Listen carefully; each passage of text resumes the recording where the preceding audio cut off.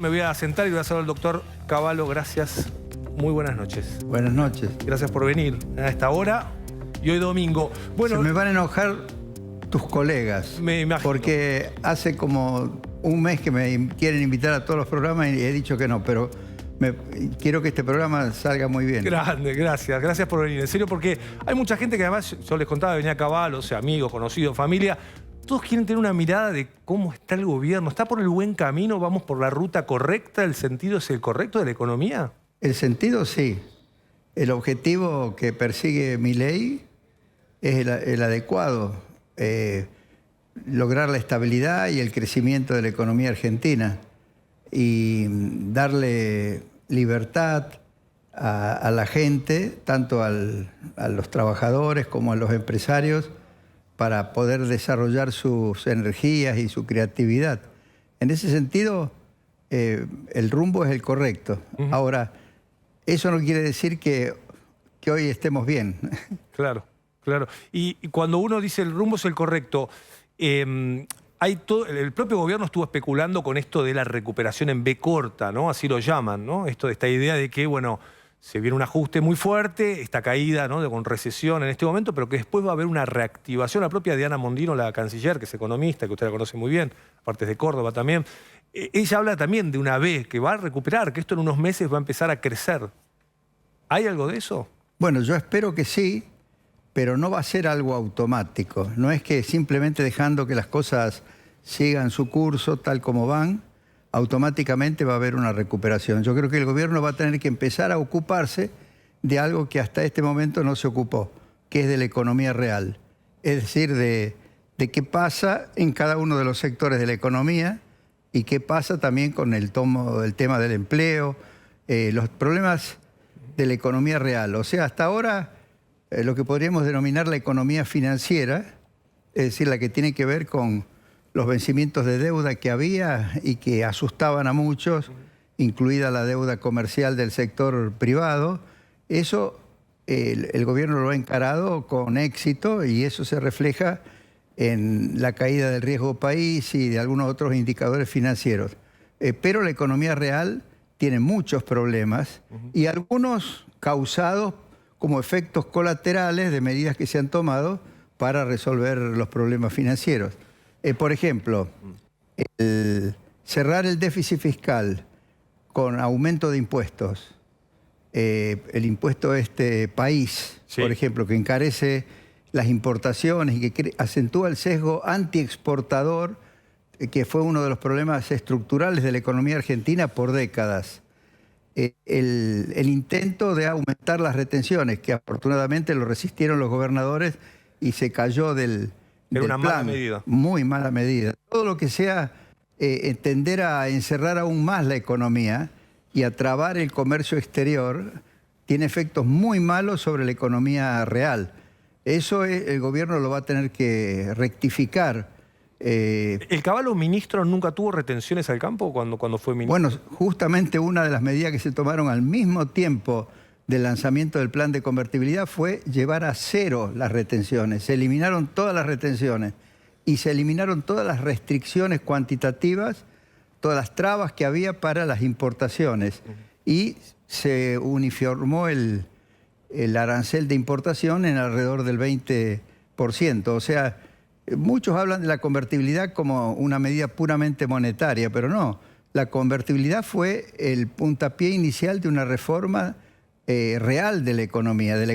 Tal es así que el primer año de la convertibilidad no solo desapareció la inflación o se redujo significativamente y prácticamente al año ya era de 0,5% mensual, o sea, 5% anual, sino que se reactivó la economía violentamente. El primer año hubo 10% de aumento del Producto Bruto. Y eso porque le prestamos mucha atención no solo a los temas monetarios financieros, sino a la economía real.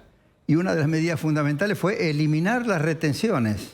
Es increíble porque lo escucho y digo, hoy hay jóvenes de 30 años o adultos de 40 años que nunca cobraron un sueldo sin inflación. O sea, siempre tuvieron que estar peleando con el jefe, no su productividad, sino que le reconozca mínimamente que que hay inflación en el país y que entonces Así quiere ganar es. lo mismo que el mes pasado, no menos.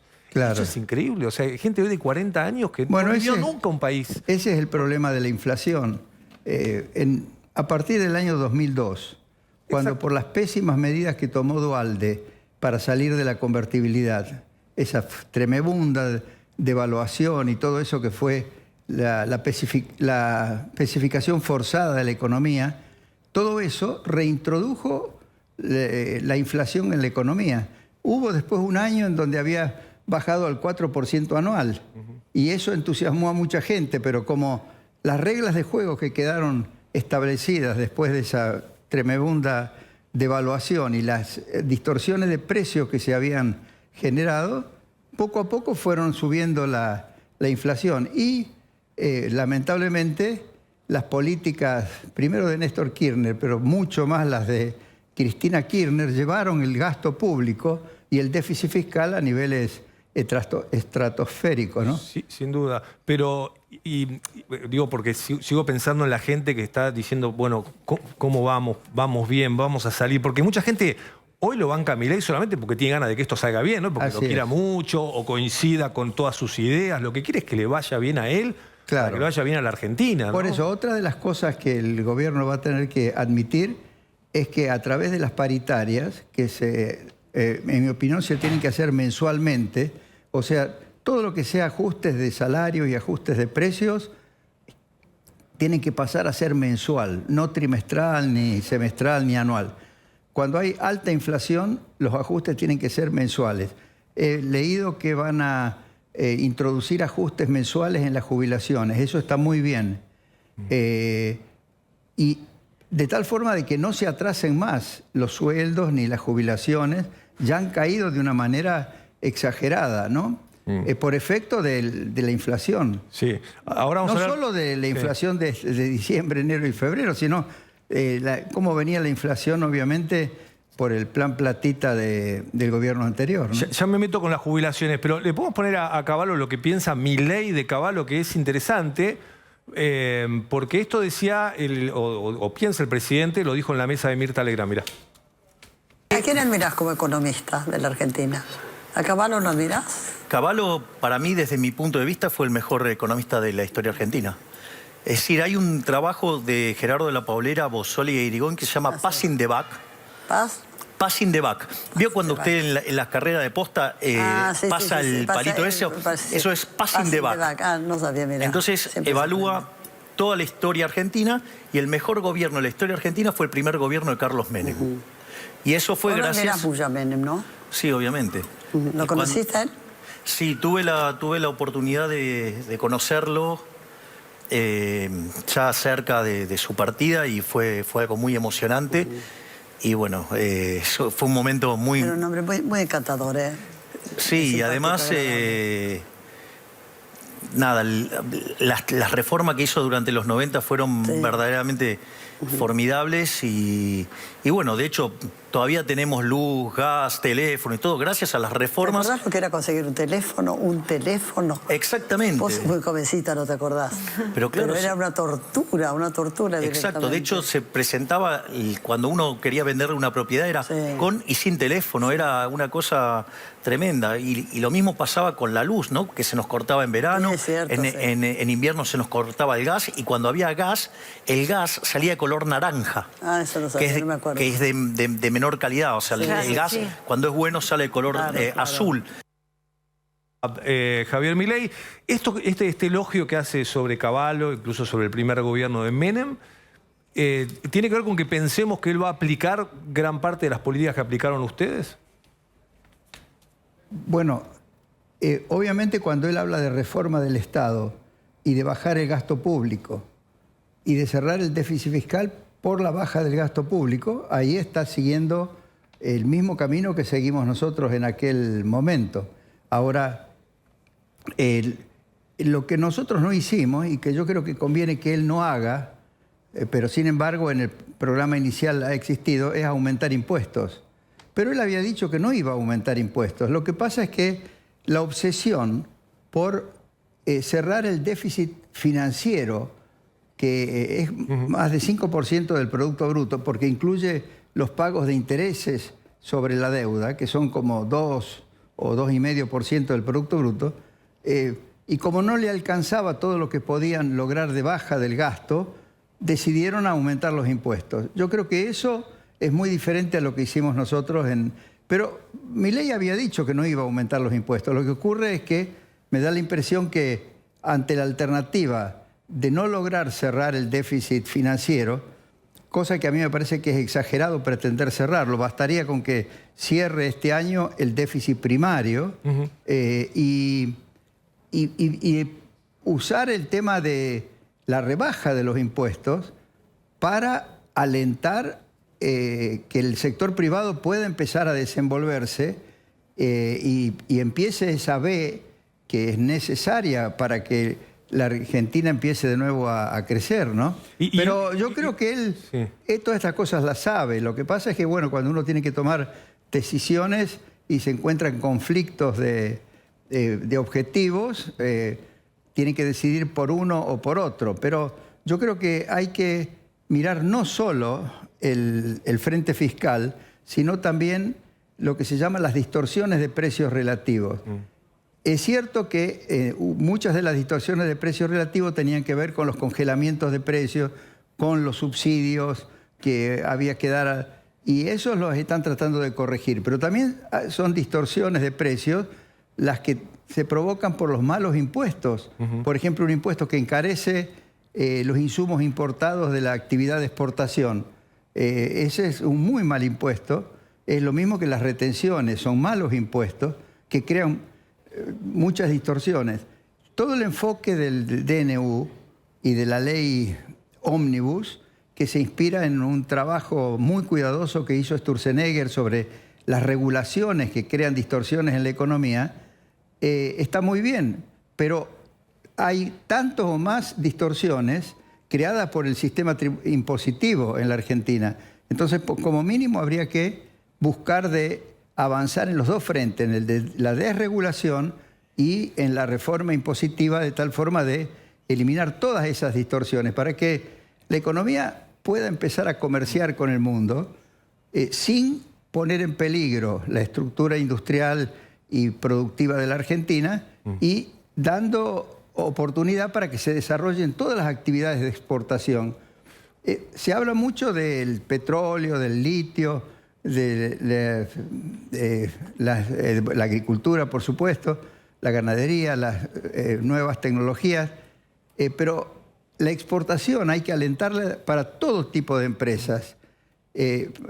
Por ejemplo, hay muchas empresas industrias que no necesariamente son enormes, pero medianas e incluso pequeñas, que han hecho un esfuerzo para poder exportar y están exportando. Y es muy importante que se acentúen esos esfuerzos para toda la estructura productiva. Y por eso yo le pongo le doy tanta importancia al tema de los impuestos que entorpecen el comercio exterior, como el impuesto país y como las retenciones. Como las retenciones. Lo llevo al tema precios, porque ahí también tiene que ver con el tema impuestos, ¿no? Porque los empresarios dicen, no, el tema es que la carga impositiva hace que este producto te lo cobremos el doble. No sé, un auto o lo que fuera, o cualquier producto. Entonces digo, ¿qué pasa con ese sector? ¿Por qué se les fue la mano con los precios? ¿Por qué tenemos precios en Europa de alimentos incluso más baratos que los que producimos nosotros en la Argentina? Hoy cualquiera que viaje a Europa le sale más barato ir a comer afuera que comer en nuestro país, o un auto, ni hablar, sale la mitad o menos, un 30% en Europa que en la Argentina. Bueno, obviamente que hay... los impuestos influyen en el nivel de los precios, no en la tasa de inflación. Pero acá, ¿por qué son tan caros los autos? ¿O por qué es tan cara incluso la comida cuando somos un productor de alimentos? Porque es cierto, hay muchos impuestos, pero la gente piensa en el IVA, pero el IVA es el más neutral de los impuestos.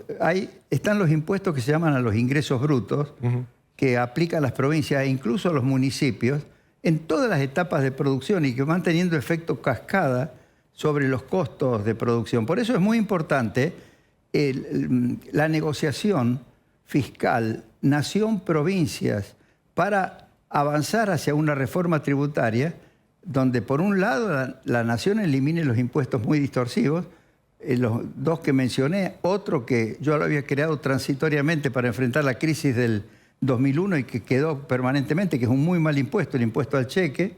Después está también los impuestos sobre la nómina salarial, que son muy altos y que le crean una brecha entre el salario de bolsillo del trabajador y el costo para las empresas. Todos esos temas de impuestos nacionales, pero después están los impuestos provinciales. Y hay que avanzar en una dirección cooperando la nación con las provincias. Por eso yo ahora cifro ciertas esperanzas en este trabajo que han comenzado a hacer de reunirse con los gobernadores. Cualquiera sea el origen político del gobernador, pero el gobernador también tiene que desear que su provincia ande bien y para eso también se necesita que ande bien la nación. Por lo tanto, yo creo que más que pelearse con los gobernadores, el gobierno tiene que tratar de convencerlos y cooperar con ellos para avanzar en este frente. Hablando de los 90, sí, nosotros firmamos muchos pactos federales fiscales donde satisfacíamos ciertas demandas que planteaban las provincias. Por ejemplo, querían que el FONAVI manejarlo ellos. ¿Cómo le iban a manejar el tema de las viviendas desde la nación? Le transferimos el FONAVI, pero a su vez ellos se avinieron a eliminar el impuesto a los ingresos brutos en las etapas intermedias de producción para que no produzcan un efecto cascada sobre los precios. Eso es lo que yo creo que el gobierno va a tener que encarar en los próximos meses. Y eso va a ayudar a que se produzca la B, es decir, que haya una recuperación de la economía. Y además, todos estos temas, tanto los desregulatorios en los que pone mucho énfasis el gobierno con acierto, como los temas tributarios, son fundamentales para lograr el crecimiento sostenido de la economía. Le voy a pedir a la producción si puedo mostrar ahí las fotitos de los precios para volver a un tema que nos preguntamos todos. Esto es bastante insólito. Por ejemplo, café, 5 euros en España, 4 euros con 75, 11 café. Es decir, esto es casi la mitad de lo que vale el mismo producto en la Argentina.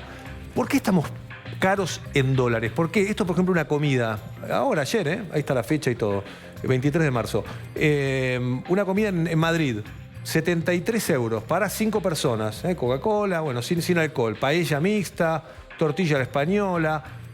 ¿Por qué estamos más caros que en Europa o que en Estados Unidos? ¿Hay como una especie de inflación en dólares? ¿Está pasando eso? O... Bueno, por de pronto hay que ver a qué tipo de cambio se hace el cálculo.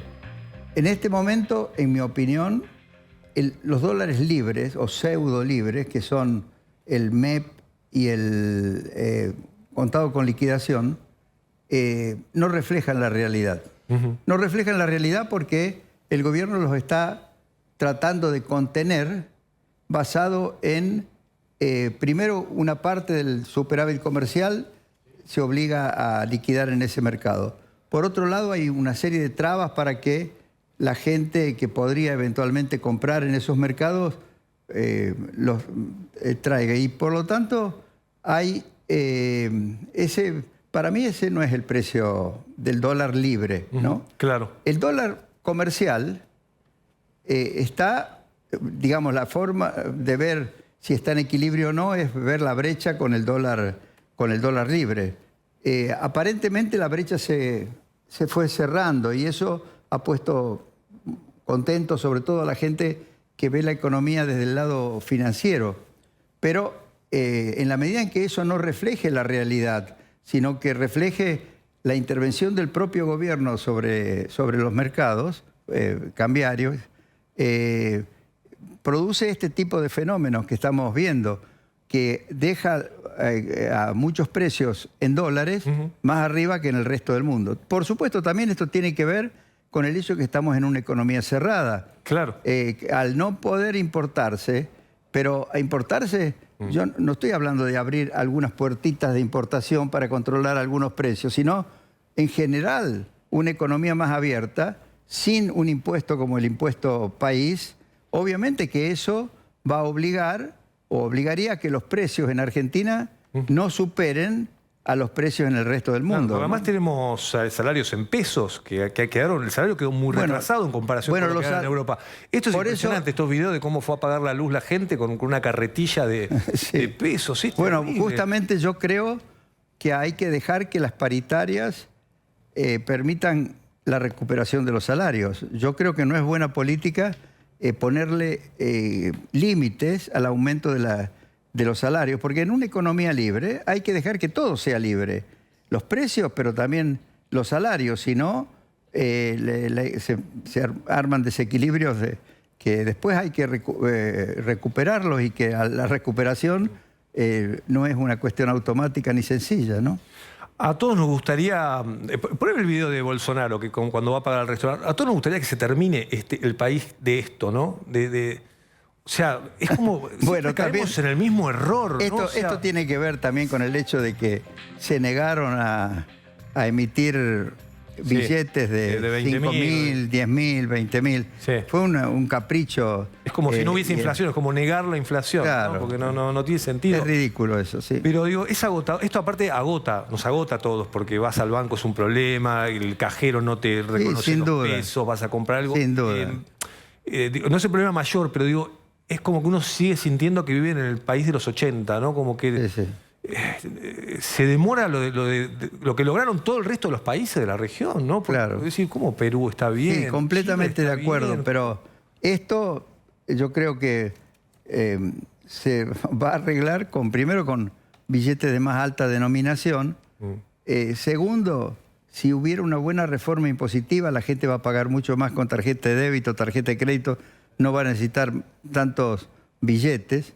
Y tercero, al eliminarse o reducirse la inflación, y sobre todo si se logra eliminar la inflación, los precios se van reacomodando. O sea, un precio no puede quedar fuera de demasiado alto porque tampoco va a lograr vender esa mercadería el que pone el precio, ¿no? O sea que... Pero a mí los empresarios me dicen, bueno, yo prefiero precio que volumen, prefiero vender caro a pocos que vender mucho. Bueno, eso es una muy mala política pero me lo dicen empresaria. todos, pero de verdad, ¿eh? Bueno, Pero, ¿por qué? Y bueno, porque así nos cubrimos y entonces, bueno, sabemos que este sector lo va a comprar. bueno, el eso es producto. pensar en el muy corto plazo. Pero yo conozco grandes empresarios que han tenido mucho éxito. Y voy a nombrar a uno que ha fallecido, pero cuya familia sigue teniendo la empresa, Arcor. Arcor se hizo grande precisamente porque siempre trató de producir más y vender y minimizar los márgenes, los precios. En general, si hay expectativas de que el país progrese, la política no debe ser vender poco a precios muy altos, sino tratar Claro. de... Lo que ocurre es Pero que... ¿cómo se incentiva que pase eso? Bueno, la estabilidad ayuda a eso. La estabilidad ayuda a eso, la estabilidad macroeconómica. El gobierno no puede dar incentivos específicos a cada sector o a cada tipo de empresa, pero sí tiene que fijar reglas que sean en general parejas y estimulen a todo el mundo a hacer las cosas bien, ¿no?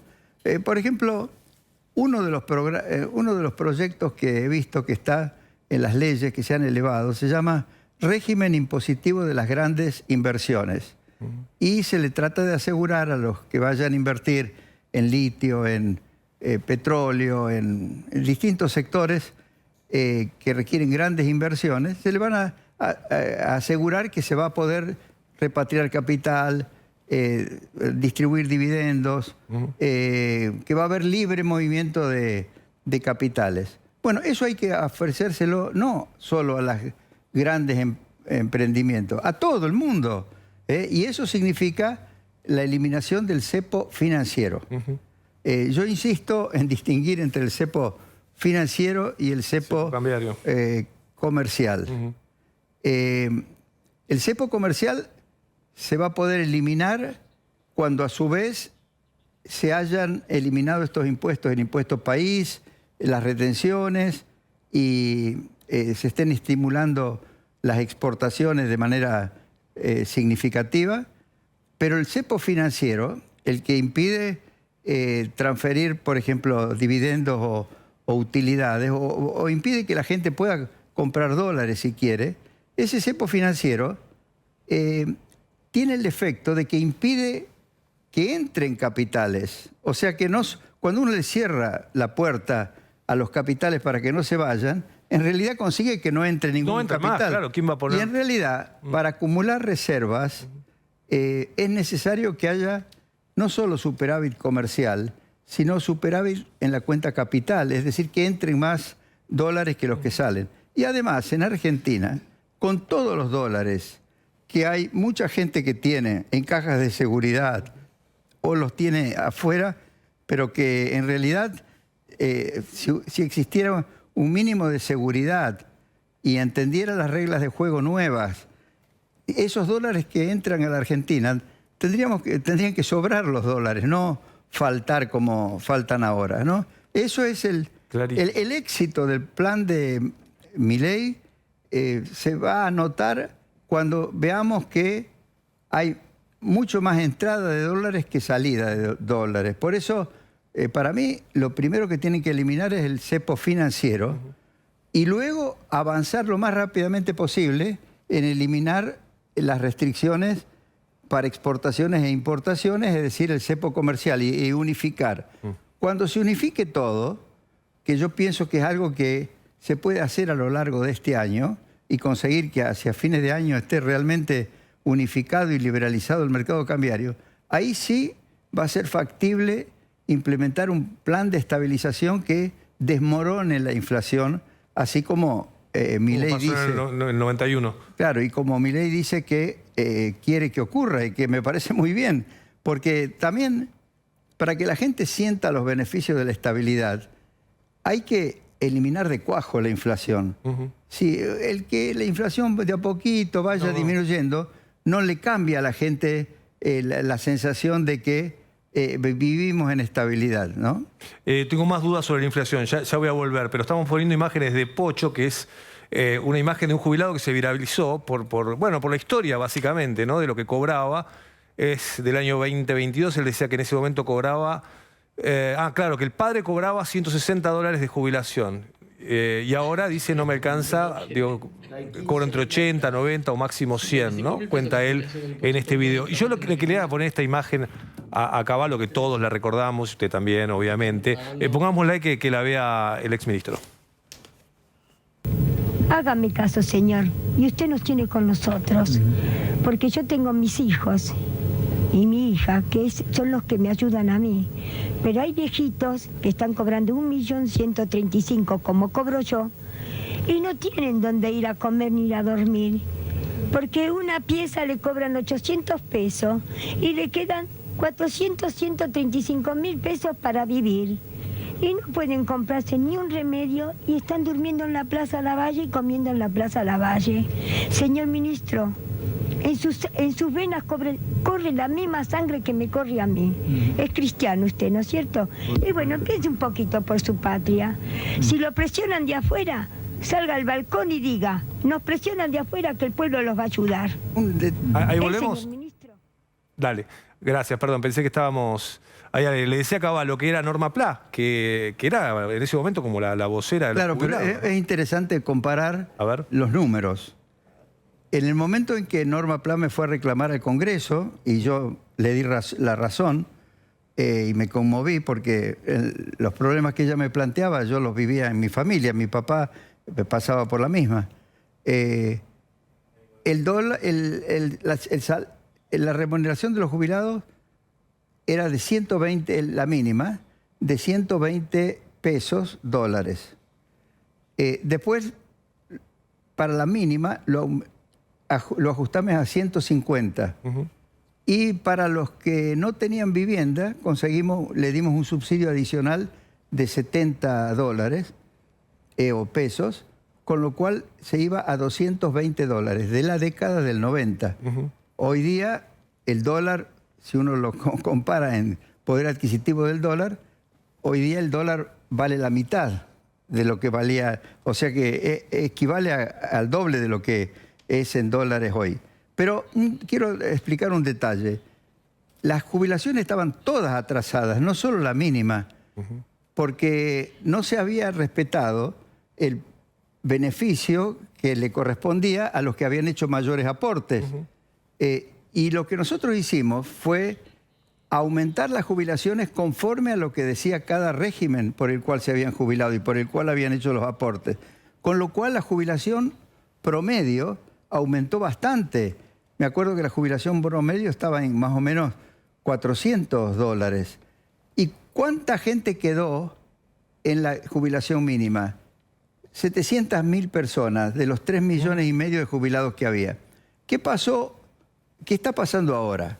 Ahora no solo que las jubilaciones en dólares son muy bajas, la mitad yo diría de lo que eran para la mínima de la década de los 90, sino que hoy día son como 4 millones los jubilados que cobran la mínima. Impresionante. Porque como todos esos que incorporaron sin aportes durante el periodo kirchnerista, que han llevado a más que duplicar el número de jubilados, hace que a su vez se hayan achatado tremendamente todas las jubilaciones arriba de la mínima, cada vez están más cerca de la mínima y cada vez es más injusto el sistema, ¿no? Entre paréntesis, he visto que se van a introducir una modificación en la forma de ajustar las jubilaciones para impedir que sigan deteriorándose.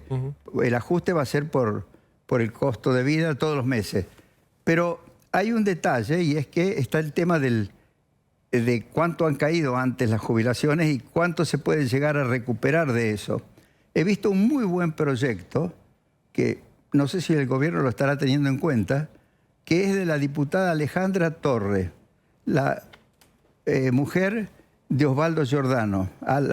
Lo echaron a Osvaldo Giordano por la forma como votó Alejandra Torre. Alejandra Torre es una especialista en temas de seguridad social, lo mismo que Osvaldo Giordano. Son del primerísimo nivel, reconocido por todo el mundo.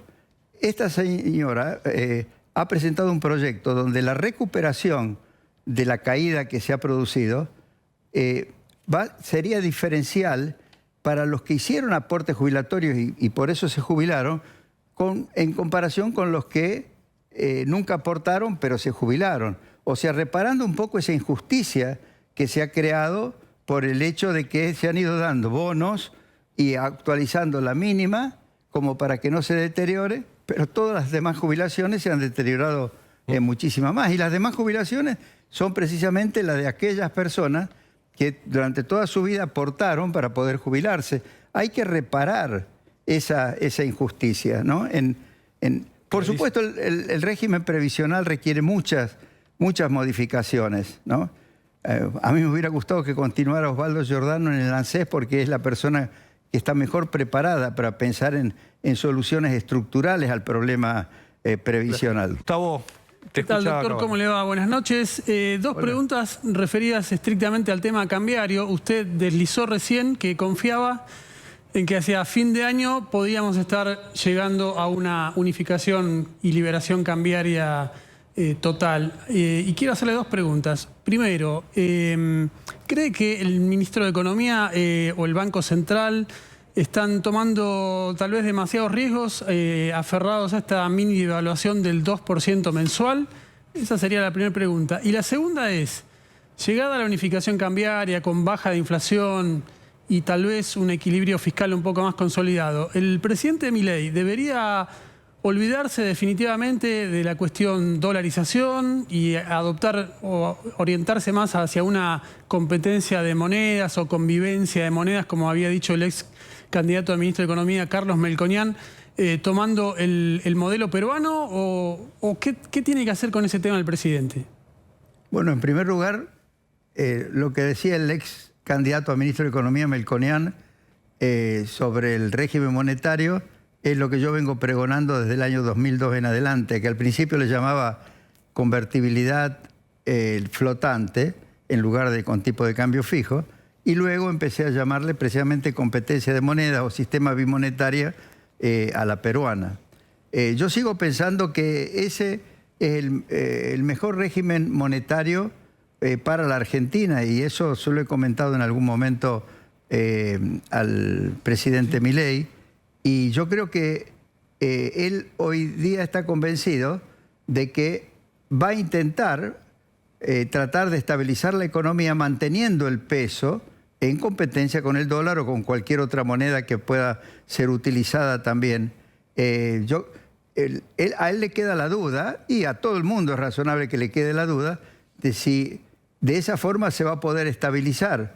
De hecho, en Ecuador, donde yo apoyé la idea de la dolarización, ya tenía un régimen bimonetario a la peruana, pero ahí nunca pudieron lograr estabilizar la moneda, el sucre, y había camino a una hiperinflación totalmente que iba a destruir la economía. Entonces no había otra alternativa que la dolarización. Pero si uno puede preservar la moneda y lograr que se estabilice el valor de esa moneda respecto a la moneda alternativa, que es el dólar, y las mantiene a las dos, entonces tiene más herramientas para enfrentar crisis que se pueden dar por cambio en los términos de intercambio o shocks externos que puedan llegar. Por eso yo creo que lo que Milei va a hacer es intentar un régimen bimonetario a la peruana